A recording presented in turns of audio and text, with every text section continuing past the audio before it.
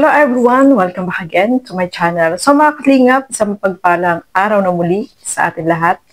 So for today's vlog, eto nga nagulat tayo. Charlotte and Kalingap Tata. Nahuli, may nakakita. So pag-uusapan po natin sa video na ito. Pero bago natin simulan yan, huwag niyo pong kakalimutan mag-subscribe. Bal Santos Matubang, Kalingap Rob at Edna Vlogs at ang inyong lingkod, Gandang Emmy. Sa mga hindi pa po nakapag-subscribe, please subscribe and please hit the notification bell para lagi po kayong updated sa aking mga ina-upload na mga reaction video. So ito pag-usapan natin mga kalingap. Gaano ba ito katotoo? May katotohanan nga ba ito? So tara, alamin po natin sa video na ito. Kalingap, si Kuya Tata huling-huli po kasama si Charlotte of Cebu. Hindi ko na kailangan gawa ng na love team kasi totoo na to eh. Totoo na ang tatalot.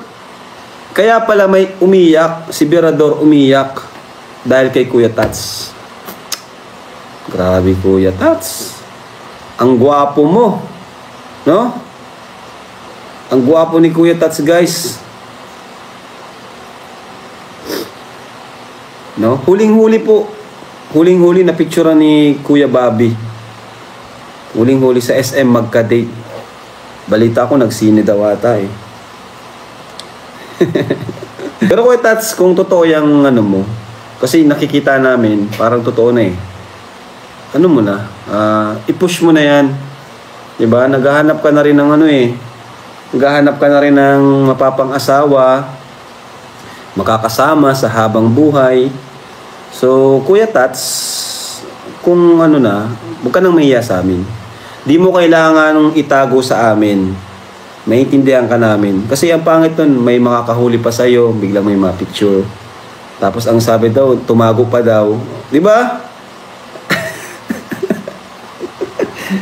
Huwag kang mahiya sa amin, Kuya Tats. Kung in love ka, Kuya Tats, maintindihan ka namin. Ano? Yun ang kwento sa akin ni Ninong Bobby. Saka pinakita niya sa GC, di ba, yung picture niyo. Nagulat daw kayo, tapos parang nagtago. Pangit yun. Ayan, kausapin mo si Birador. Siguro, may mamagitan. Siguro dapat mamagitan dyan si Papa, Papa, si Kuya Bal. Kuya Bal, pag usapin nyo yan si Kuya Tata at si Birador. Para, ang pangit baga, nasa isang grupo tayo, tapos may tawag dyan, may ilangan. Ang pangit nun. Paano pa biglang nagsuntukan yan si Birador at si Tata? Diba? Biglang nagsuntukan yan si Birador at Kuya Tats. Nako, ano yan? Malaking gulo yan. Papangit yung image ng Kalingap.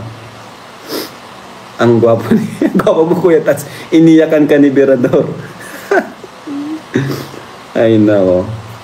So ayan po mga Kalingap nahuli daw sa SM itong si Charlotte of Cebu at saka si Kalingap Tata ni Kuya Bobby. Oy, Kuya Bobby ikaw Yan nga po mga Kalingap at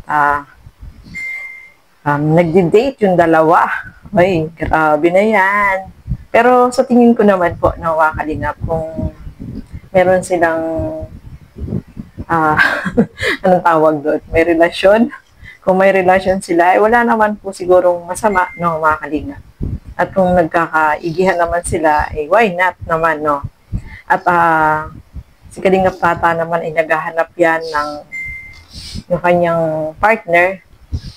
Hindi ko lang alam si Charlotte kasi ang alam ko kay Charlotte,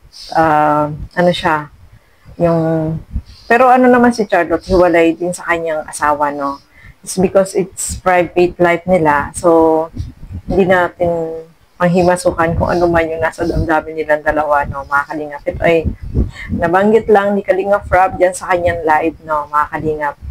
At isa pa dito, si Birador ay naiyak. Bakit umiyak, Sa tingin ko, hindi naman ang dahilan ay yung pagiging sila niya, kung meron man sila ni Tata, ni Kalingap Tata at ni Charlotte. Iba kasi yung ni Birador, yung kanilang samahan ay parang sabi niya hindi pinahalagahan kung panood niyo po yung live dati ni Charlotte about dito, marami siyang sinabi na nasasakal siya dito kay Birador. Kaya tinapos na niya yung pagiging magkaibigan nila kasi wala naman silang level. No, magkaibigan lang po sila, mga kalingap, at hindi naman naging sila. Although siguro yung closeness ay medyo iba yung dating dito kay Charlotte. Kaya syempre, ang babae ayaw niya ng sinasakan kasi hindi naman kayo mag-boyfriend, di ba? Mag-shota. So, itong si Charlotte, ay alam naman natin na sabi niya, ayaw niya ng pinapakialaman siya. Kaya ganun yung nangyari na may ganyan na lumabas ng mga issue na itong si Birador ay umiyak. Pero umiyak siya. Pero wala naman siyang pinangalanan doon sa kanyang pag-iyak. Kung wala naman silang level, wala naman dapat na pag-usapan pa, no, mga kalingap. Kasi hindi naman naging sila, no, at saka yun nga, na-explain na sa live ni Charlotte kung ano yung meron sila. Pero wala naman sila talaga totally naging sila, o hindi sila naging magka-relasyon. Kumbaga, magkaibigan lang, no. At yung closeness lang siguro, no, yun, kasi close si Charlotte dito kay Birador noon. Pero dahil nga, yun, lumabas yung ugali na hindi niya nagustuhan, kaya siya na yung, umiwas at umayaw, no, sa kanilang pagiging closeness. Pero wala naman daw po, hindi naman po naging sila. At dito naman sa relasyon ng dalawa, ni Charlotte at ni Kalingap Tata, no, hopefully, kung sila man, ay i-wish natin na yung magkasundo sila, no, malay natin, silang dalawa, sabi nga ni Kalingap Rob, wag nang itago kung meron man silang something o relasyon, no. Mas maganda yung wag nang itago at wala namang humahadlang sa kanila, no, mga kalingap. Mas maganda nga yun, nalalaman natin lahat, no, kaysa yung bigla na lang yung kagaya, no, magkaroon sila ng relasyon tapos biglang malalaman natin wala na sila. Ay, nakakagulat din yung ganun. Pero sa tingin ko kasi close silang dalawa, no. Nabanggit din ni Charlotte dito sa kanyang live na si Kalingap Tata ay ang turingan nila ay pagiging magkaibigan lang. Although hindi natin alam kung magkaibigan lang ba o kung may namumuong pag-iibigan sa kanila, hindi po natin alam yan, mga kalingap. Pero nabanggit niya na more on, lang, kasi di ba mag-partner sila, yung parang, yung closeness, parang kinikilala nila yung isa't isa para, halimbawa, kapag may mga video silang ginagawa, parang kilala na nila yung isa't isa, no? So, sa tingin ko, lang, wala pa siguro silang something o hindi rin natin masabi, mga kalingap. Basta nasa kanila na po yan, kung sila ba talaga, ang mahalaga ay nagmamahalan silang dalawa.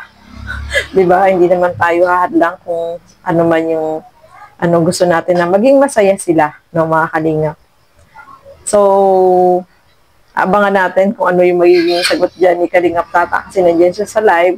At si Birador naman ay, ayun, nasaktan siya. Pero hindi dahil sa Charlotte or hindi ko alam. Basta, siguro meron silang hindi pagkakaunawaan, no, silang dalawa ni si Birador at saka si Charlotte, no, mga kalingap. So, ayan, abangan na lang natin at supportahan natin yung Tatalot, no, kasi sila yung partner, sila yung magkabagong love team na pang pang-good vibes, no, ika nga, mga kalingap.